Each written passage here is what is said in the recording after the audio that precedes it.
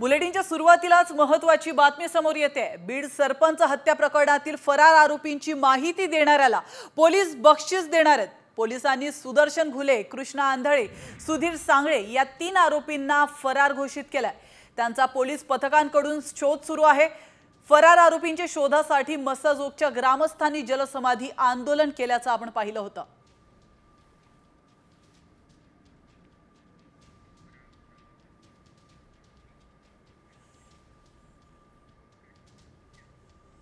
तर आपण पाहतोय सरपंच हत्येप्रकरणी वॉन्टेड आरोपी सुदर्शन घुले, कृष्णा आंधळे आणि सुधीर सांगळे हे 3 तेच आरोपी आहेत जे फरार घोषित करण्यात आलेत आणि या आरोपींचा शोध घेणाऱ्यांसाठी किंवा त्यांचा पत्ता सांगणाऱ्यांना आता बक्षीस देखील जाहीर करण्यात आले आहे। वाल्मिक कराडला स्पेशल ट्रीटमेंट द्यायला बीड जिल्हा कोर्टाने नकार दिलाय। कोठडीत असिस्टंट देण्याची मागणी कोर्टाने फेटाळून लावली आहे। आपल्याला स्लीप ॲपनिया नावाचा एक आजार असल्यामुळे ऑक्सिजन सारखं मशीन दररोज लावावं लागतं। ते चालवण्यासाठी सीआयडी कोठडीमध्ये 24 तास मदतनीस देण्याची मागणी कराडने केली होती। मात्र असा खासगी व्यक्ती कोठडीमध्ये असलेल्या आरोपी सोबत ठेवता येणार नाही असं कोर्टाने म्हटलंय। तर झोपेमध्ये असताना श्वासोच्छवासात अडथळे येणे किंवा गुदमरल्यासारखे वाटणे, स्लीप ॲपनिया आजार नेमका काय आपण पाहतोय। झोपताना घाम येणे आणि छातीत दुखणं, तर झोपताना जोरात घोळणं आणि अस्वस्थ वाटू लागणं या आजाराची लक्षणं आहेत। जास्त वजनाने ग्रस्त असलेल्यांना याचा जास्त धोका असतो। मानेचा आकार 17 इंचांपेक्षा जास्त असणाऱ्यांना देखील याचा धोका असतो।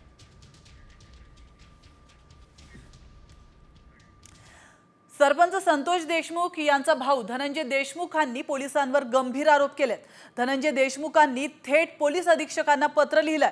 बाहेरील लोक थेट वाल्मिक कराड असलेल्या पोलीस कोठडीपर्यंत जात असल्याचा आरोप धनंजय देशमुखांनी केलाय। त्याचप्रमाणे वाल्मिक कराडला मिळत असलेल्या सुविधा आणि यंत्रणेचा गैरवापर होत असल्याचं देखील त्यांनी म्हटलंय। एका पोलीस अधिकाऱ्याची चौकशी करण्याची मागणी देखील धनंजय देशमुखांनी केली आहे।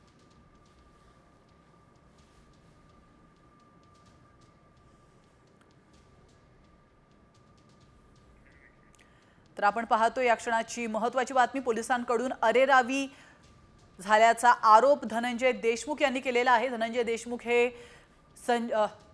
संतोष देशमुख यांचे बंधू आहेत आणि आता त्यांनी खूप महत्त्वाचे आरोप हे पोलिसांवरती केलेले आहेत। बाहेरच्या लोकांना भेटायला मुभा असल्याचं देखील देशमुख म्हणाले।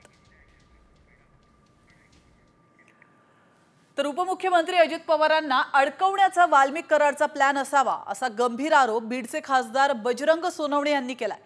ती गाडी कुणाची आहे याची चौकशी करा आणि सरपंच संतोष देशमुखांच्या मारेकऱ्यांना फाशी द्या अशी मागणी सोनवणे यांनी केली आहे।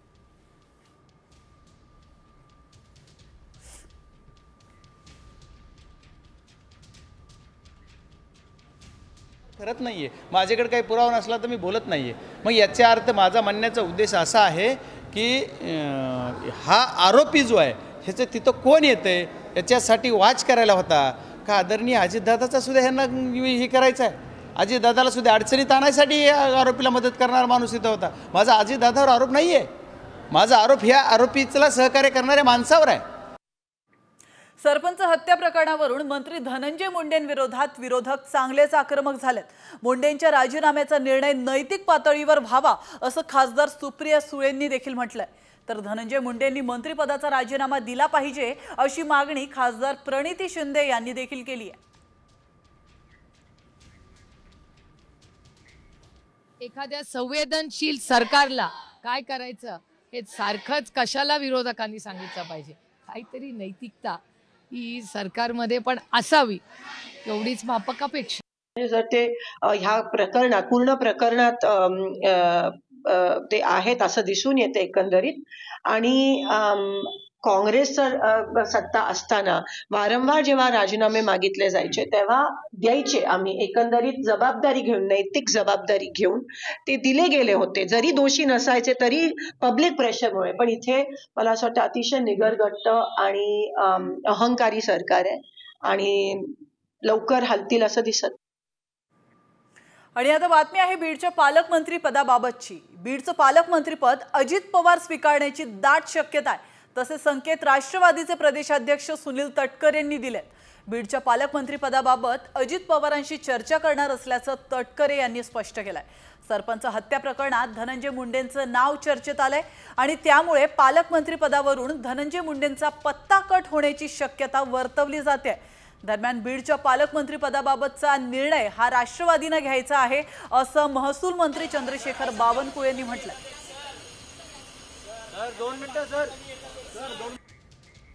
बीड जिल्ह्याचं पालकमंत्रीपद राष्ट्रवादीकडे हे पूर्वी होतं, आताही त्यांनी मागितलेलं आहे त्यांच्या यादीमध्ये, आणि त्यांना जेव्हा ते जाईल त्या ठिकाणी पालकमंत्री कोण नेमाचा अधिकार त्यांच्या पक्षाचा आहे, त्यामुळे त्या पक्षाने निर्णय करायचा आहे। एक असं आहे की दुपारी विस्ताराने या विषयावरती मी नक्कीच त्या ठिकाणी बोलेन, कारण शेवटी हा अधिकार मुख्यमंत्री दोन्ही उपमुख्यमंत्र्यांचा आहे। एकत्रितपणाने बसून त्या संदर्भामध्ये निर्णय त्या ठिकाणी घेते। पक्षाध्यक्ष म्हणून ज्या वेळेला चर्चा करायची आहे त्याला जरूर दादांच्या जवळ या विषयावरती मी चर्चा करेन।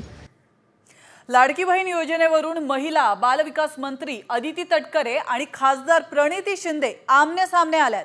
विरोधकांना लाडकी बहीण योजनेची ॲलर्जी आहे अशी टीका अदिती तटकरे यांनी केली आहे।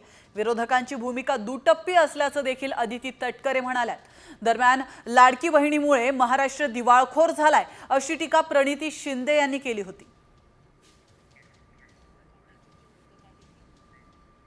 की बहीण हा एक जुमला होता इलेक्शनसाठी, तो त्यांनी व्यवस्थित त्या ठिकाणी खेळला। आज लाडक्या बहिणीच्या योजनेमुळे पूर्ण महाराष्ट्र हा दिवाळखोर झाला आहे असा रिपोर्ट येत आहे।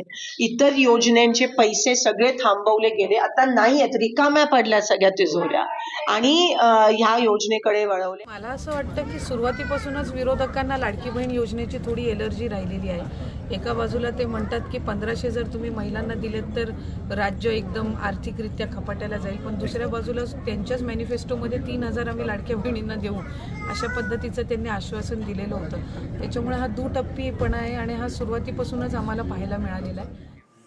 तर दुसरीकडे लाडकी बहीण योजनेच्या निकषावरून राज ठाकरेंनी महायुती सरकारला टोला लगावलाय। निवडणुकीच्या आधी सरसकट बहिणी लाडक्या होत्या, आता बहिणी नावडती आणि लाडकी विभागणार असं दिसतंय असा टोला राज ठाकरे यांनी लगावलाय। तर राज ठाकरे यांनी नेमकं काय ट्विट केलंय आपण पाहूया। निवडणुकीच्या आधी सरसकट लाडक्या असणाऱ्या बहिणी आता नावडती आणि लाडकी अशा पद्धतीने विभागल्या जाणार असं दिसतंय।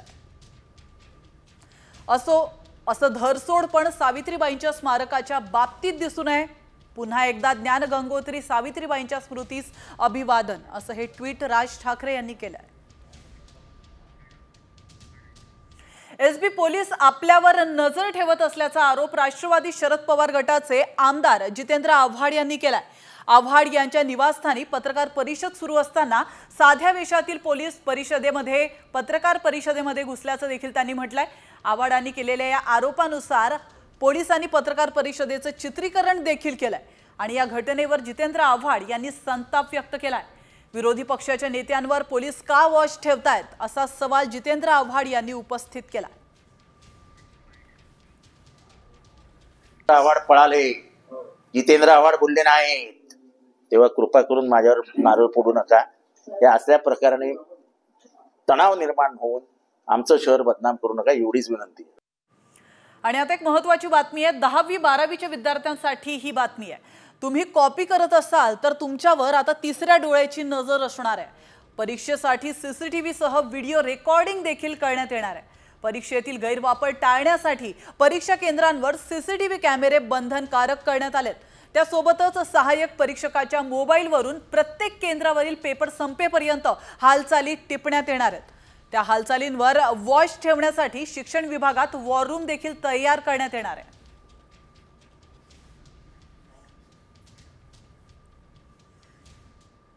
आणि आता एक चिंतेत टाकणारी बातमी आहे। 2020 मध्ये जगभरात थैमान घातलेल्या कोरोना संकट, तर या बातमीकडे आपण पाहणार आहोत। मात्र त्याआधी छगन भुजबळ बोलतायत, आपण थेट जाऊया। आज मोठा कार्यक्रम झाला नायगावला. बऱ्याच वर्षानंतर एवढा मोठा कार्यक्रम नायगावला झालाय. तुम्ही स्वतः तर आधीपासून तिथे पुढाकार घेत होता, आज मुख्यमंत्री तिथे उपस्थित होते. निश्चितपणे पुढच्या काळामध्ये आणखी काही आपल्याला वेगळे कार्यक्रम नायगावच्या संदर्भात? नायगावला जे आहे आज हे तुमचं म्हणणं बरोबर आहे की स्वतः मुख्यमंत्री आले आणि त्यांच्याबरोबर 7-8 मंत्रीसुद्धा आले. सातारा जिल्ह्यातीलच 4 मंत्री आहेत ते सुद्धा आले. विधानसभेचे सभापती आले आणि फार मोठ्या प्रमाणावर जे आहेत फुलेप्रेमी सगळे आले होते आणि त्यांनी हा सगळा आढावा घेतला. आणि तिथे आपण जी मागणी केलेली आहे की मुलींसाठी जे आहे संरक्षण प्रबोधिनी काढायची आहे 200 मुलींसाठी, त्याच्यासाठी पैसे वगैरे मंजूर झालेले आहेत जवळजवळ काहीतरी 180 कोटी रुपये. परंतु जागा नाही, जमीन नाही, 10 एकर जमीन पाहिजे.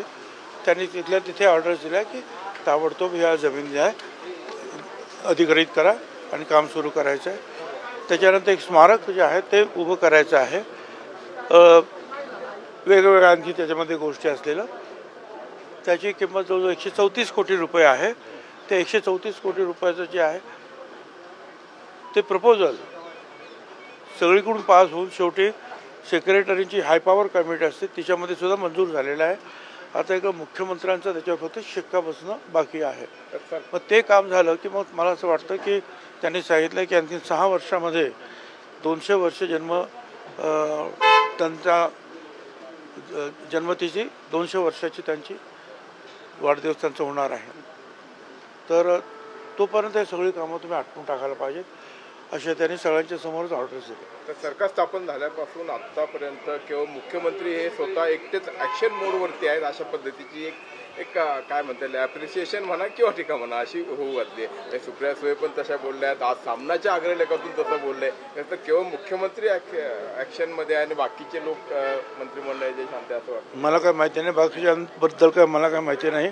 मी पण जरा बाहेरगावी होतो, पण मी आज जे पाहिलं त्यांनी ज्या पद्धतीनं भाषण केलं आणि ज्या पद्धतीनं ऑर्डर्स दिल्या या सगळ्या गोष्टी तयार ताबडतोब झाल्या पाहिजे. यासाठी एवढंच नाही तर पुण्यातील आपला जो आहे फुलेवाडा आहे तो आणि सावित्रीबाई फुल्यांचं जे आहे स्मारक महानगरपालिका ते जोडण्यासाठी खूप दिवस प्रयत्न सुरू आहे. तर त्यामध्ये सुद्धा ते मिटिंग घेऊन ताबडतोब ते करावं म्हणून काम करणार आहे. पवारसाहेबांनी तुम्ही एकत्र येत आहेत आज चाकणमध्ये एका कार्यक्रमात? हो बरोबर आहे. महात्मा फुले आणि सावित्रीबाई फुल्यांचे पुतळे जे आहेत तिथल्या चाकणच्या मार्केट कमिटीने उभे केलेले आहेत आणि त्याचं अनावरण आहे. त्याच्यासाठी त्यांनी मला बोलवलं आहे आणि पवारसाहेब पण तिथे प्रमुख पाहुणे म्हणून येणार आहे. आणि आता वळतो एका महत्त्वाच्या बातमीकडे. 2020 मध्ये जगभरात थैमान घातलेल्या कोरोना संकटानंतर चीन आणखी एका धोकादायक व्हायरसच्या विळख्यात सापडलाय. तर HMPV म्हणजेच ह्युमन मेटाप्युमो व्हायरस नावाचा हा व्हायरस वेगानं पसरतोय, ज्यामुळे चीनमधील परिस्थिती बिघडतच चालली आहे. रुग्णालयांमध्ये मोठी गर्दी दिसते तर स्मशानभूमीमध्ये जागा नसल्याचंही चित्र पाहायला मिळत आहे. या व्हायरसने आता चीनमध्ये कोरोनासारखाच कहर केल्याचं आपण या दृश्यांच्या माध्यमातून पाहू शकतो. तर या आजाराची लक्षणं आपण पाहतोय. सर्दी, खोकला आणि जुलाबाचा त्रास होतो. तर खोकला, शिंका किंवा संक्रमित लोकांच्या संपर्कात आल्यानं याचा संसर्ग होतो. तर संसर्गाचा कालावधी 3 ते 5 दिवसांचा असतो. लहान मुलं आणि वृद्ध व्यक्तींना लवकर संसर्ग होतो असं तज्ज्ञांनी म्हटलंय. तर HMPV वर कुठलीही लस उपलब्ध नाहीये, त्यामुळे हा व्हायरस अधिक घातक ठरू शकतो असं देखील तज्ज्ञांचं म्हणणं आहे. तर काय काळजी घ्याल? मास्क लावा, गर्दीच्या ठिकाणी जाणं टाळा आणि वारंवार हात स्वच्छ धुवा. अशा प्रकारे आपण या व्हायरस पासून वाचण्यासाठी काळजी घेऊ शकतो. वळतो पुढच्या महत्त्वाच्या बातमीकडे. ग्रामसेवकांसाठी ही बातमी अतिशय महत्त्वाची आहे. ग्रामसेवकांना आता बायोमेट्रिक हजेरी लागू करण्यात येणार आहे. राज्य सरकारने या संदर्भात पुन्हा सूचना जारी केल्यात. पंचायतीच्या कामाला शिस्त लावण्यासाठी हा निर्णय घेण्यात आल्याचं कळतंय। ग्रामविकास विभागाचे उपसचिव सीमा जाधव यांनी अलीकडेच राज्यातील सर्व विभागीय आयुक्त आणि जिल्हा परिषदेच्या मुख्य कार्यकारी अधिकाऱ्यांना एक पत्र पाठवलंय। यात ग्रामसेवकांची हजेरी GPS आणि बायोमेट्रिक प्रणालीच्या माध्यमातून घेण्याचा आग्रह धरण्यात आलाय। विधिमंडळात ग्रामविकासाबाबत झालेल्या चर्चेतून जिल्हा परिषदांकडून ग्रामसेवकांच्या हजेरीबाबत माहिती मागवण्यात आली होती।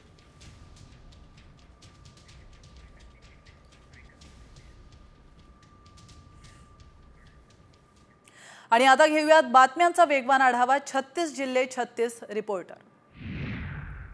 देशभरात जानेवारी ते मार्च महिन्यात पावसाचा अंदाज व्यक्त करण्यात आलाय।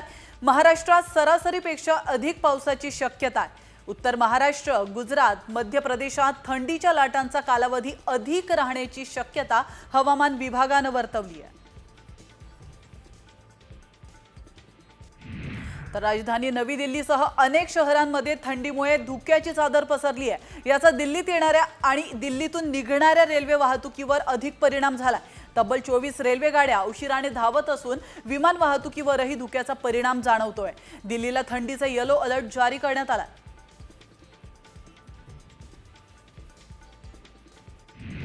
तर आपण पाहतोय राज्यात देखील थंडी पुन्हा परतली आहे। येत्या 24 ते 48 तासांमध्ये तापमानात सरासरी 3 ते 4 अंशांची घट होण्याचा अंदाज आहे। याचा सर्वाधिक परिणाम हा विदर्भ आणि उत्तर महाराष्ट्रात होणार आहे। कोकणात तापमानात फारशी घट अपेक्षित नाहीये, तर मुंबई आणि उपनगरांमध्ये सायंकाळी तापमानामध्ये घट दिसेल।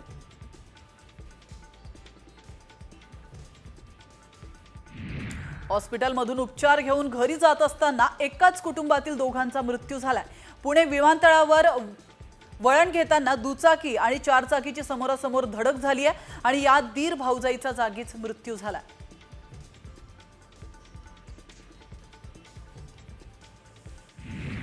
मुंबई गोवा महामार्गावर वीर रेल्वे स्थानकाजवळ अपघात झालाय। डिझेल संपल्याने रस्त्यात बंद पडलेल्या स्कॉर्पिओ जीपला टोईंग व्हॅनने जोरदार धडक दिली आहे। अपघातादरम्यान स्कॉर्पिओ जवळ उभे असलेले 3 जण ठार झालेत, तर 3 जण जखमी झाल्याची माहिती मिळते।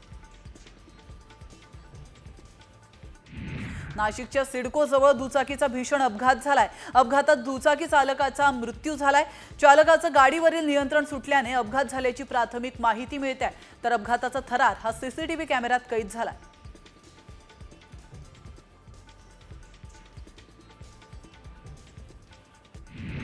मुंबईतील धारावीमध्ये भीषण अपघात झालाय। एका टँकरने धडक दिल्याने 6 कार खाडीमध्ये पडल्याचं पाहायला मिळतंय। सुदैवाने अपघातात कुणालाही दुखापत झालेली नाही।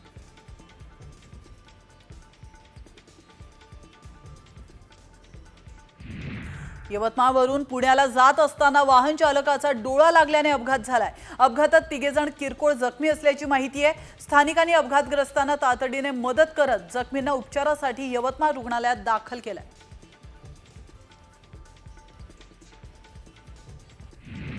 उल्हासनगरमध्ये भरधाव कारने 3 वाहनांना धडक दिली आहे। या अपघातात सुदैवाने 4 वर्षाचा मुलगा वाचलाय। या प्रकरणी स्थानिकांनी कार चालकास पोलिसांच्या ताब्यात दिलाय। आरोपी 19 वर्षांचा युवक असून त्याच्याकडे गाडी चालवण्याचा परवाना आहे की नाही याचा तपास पोलीस करतायत।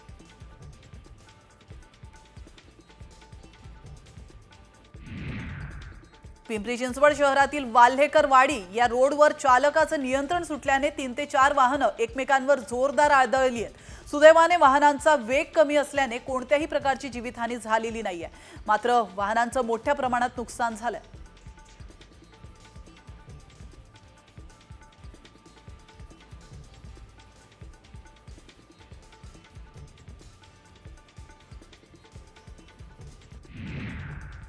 नाशिकच्या मनमाड मालेगाव महामार्गावर माल वाहतूक ट्रक रस्त्यालगत असलेल्या विहिरीमध्ये पडल्याची घटना घडली आहे। 50 फूट खोल असलेल्या विहिरीत 40 फूट पाणी असून ट्रक बाहेर काढण्याचं काम सुरू आहे।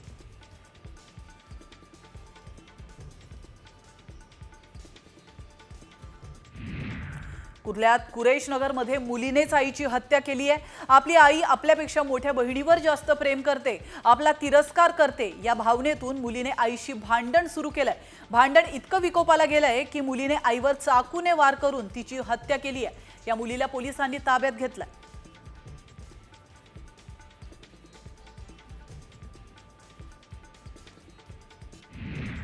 पुण्यात क्षुल्लक कारणातून एका तरुणाने दुसऱ्याच्या डोक्यावर कोयत्याने वार केलेत. का पाहिलंस असं विचारत मध्यरात्री तरुणावर हा हल्ला करण्यात आलाय. दरम्यान सर्व प्रकार हा सीसीटीव्ही कॅमेऱ्यात कैद झालाय. आरोपी मात्र अजूनही फरार आहे. पोलीस तपास करतायत.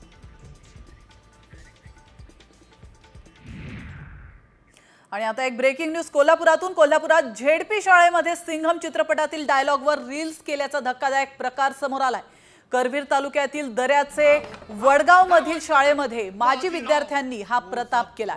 रील्स तयार करण्यासाठी शाळेतील साहित्याचा वापर देखील करण्यात आल्याचं आपण या दृश्यांच्या माध्यमातून पाहू शकतो. दरम्यान मुख्याध्यापकांनी आपणच फोटो काढण्यासाठी परवानगी दिली होती अशी धक्कादायक कबुली दिली आहे. हा व्हिडिओ व्हायरल झाल्यानंतर आता संताप व्यक्त करण्यात येतोय. फाइल भी पढ़ी है मैंने तेरी और पावर भी देख लिया. 4 घंटे के अंदर कुत्ते की तरह भाग कर आ गया. आईडी देखा.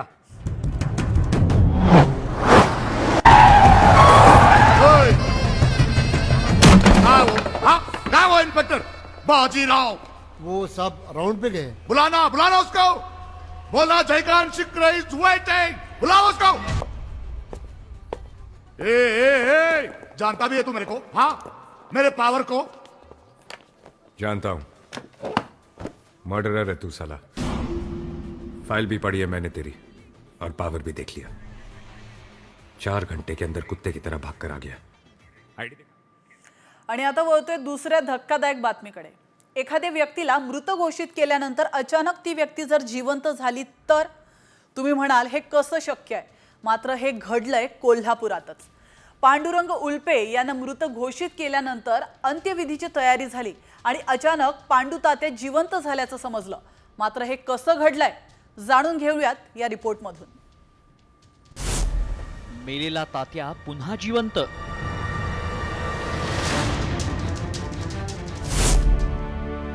ईश्वरी चमत्कार की वैद्यकीय कारण.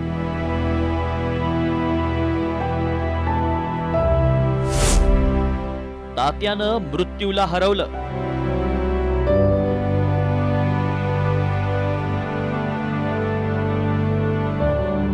पांडू तात्या गेले. पांडू तात्या गेले असं म्हणत गल्लीत तात्यांचे आप्त शोक करत होते.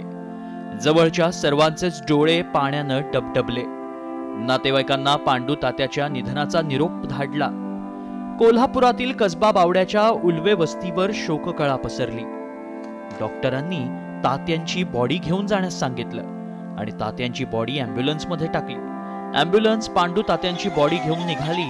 मात्र रस्त्यातील खड्ड्यामुळे अचानक ॲम्ब्युलन्सनं ब्रेक मारला आणि त्यात झटक्यानं चमत्कार घडला. पांडू तात्यांच्या शरीराची हालचाल झाली आणि अचानक तात्या गेले म्हणणारे तात्या जिवंत झाले हा निरोप सगळीकडे पाठवू लागले आणि क्षणातच दुःखाऐवजी सगळ्यांच्याच डोळ्यात आनंद अश्रू तरळले आणि दवाखान्यातून उपचार घेऊन आल्यानंतर त्यांचं जंगी स्वागत झालं. तरीही पांडुरंगाची कृपा असल्याचं पांडुरंग उल्वेंचा नातू म्हणालाय. पांडुरंगाच्या कृपेमुळे पांडुरंगाची केलेली सेवा त्यांनी अखंड कसबा बावड्यात आता गेले 35 ते 40 वर्ष ते स्वतः विण्याच्या पाळी असू दे, रात्री असू दे किंवा दिवसा असू दे, ते आंघोळ करून वेळेत त्यांची जी विण्याची पाळी आहे ती सांभाळलेली कृपा ही पांडुरंगांना आम्हाला त्यांच्या कृपेने लीन केलेले आहे. पांडुरंग उल्वे हे वारकरी संप्रदायातील सतत पांडुरंगाचं नामस्मरण करणारे. मात्र 10 दिवसांपूर्वी नेमकं काय घडलं ते स्वतःच त्यांनी सांगितलंय. चहा प्याल्यावर बसलो इथं आणि मग इथं बसल्यावर जरा घाम सुटल्यागत झाला. घाम म्हणजे चरचरीत घाम, भरपूर घाम आला. असं काय व्हायला लागलं म्हणून मी जरा वाऱ्याला जावं म्हणलो. वाऱ्याला जाऊन तिथं आमचं रूममध्ये हे होतं खुर्ची, तिथं बसलो. तिथं बसल्यावर डोळं एकदम झाकल्यासारखं झालं आणि तिथंच. हा चमत्कार कसा झाला, यामागे काय वैद्यकीय कारण असतं, यासाठी आम्ही डॉक्टरांशीही संवाद साधला. असं शक्यतो होत नाही. याला दुर्मिळातली दुर्मिळ घटना म्हणून याची नोंद केली पाहिजे. पण काही व्यक्तीला कधी कधी नॉन कार्डियक गोष्टींमुळे, म्हणजे हृदय नॉर्मल असून सुद्धा बाकी काही गोष्टींमुळे सुद्धा अचानकपणे हृदय बंद पडणे म्हणजे कार्डियक अरेस्ट होऊ शकतं. पांडुरंग उल्वे यांच्या निधनाच्या बातमीनं हळहळणारा प्रत्येक जण त्यांच्या जिवंत परत येण्यानं मात्र सुखावलाय. त्यामुळे देव तारी त्याला कोण मारी हे म्हणतात हेच खरं. रणजित माजगावकर सह ब्युरो रिपोर्ट, साम टीव्ही न्यूज, कोल्हापूर.